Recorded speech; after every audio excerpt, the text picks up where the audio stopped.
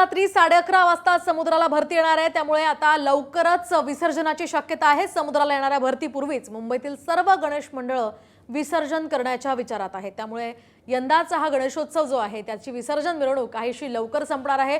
मागच्या वर्षी खरं तर अगदी पहाटेपर्यंत मिरवणूक चालली होती।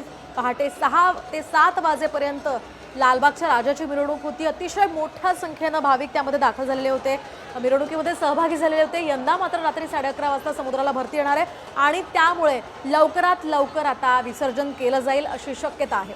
कारण कुठल्याही प्रकारची अनुचित घटना घडू नये, कुठल्याही प्रकारचं कोणाला नुकसान होऊ नये यासाठी आता सगळेच गणेश मंडळ जे आहेत ते लवकर विसर्जन करण्याच्या तयारीत आहेत।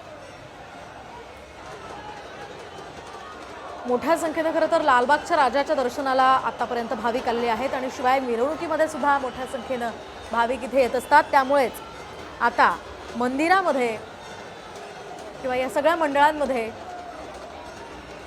या सगळ्या पार्श्वभूमीवर विसर्जन लवकर करण्याची तयारी सुरू आहे। भरतीपूर्वीच सगळ्या गणेश मंडळ यांचं आता विसर्जन जे बाप्पाच्या मूर्तीचं होणार आहे। सध्या आपण ही दृश्य पाहतोय मुंबईच्या राजाची। मुंबईचा राजा आता मार्गस्थ झालेला आहे आणि पुढच्या मार्गावर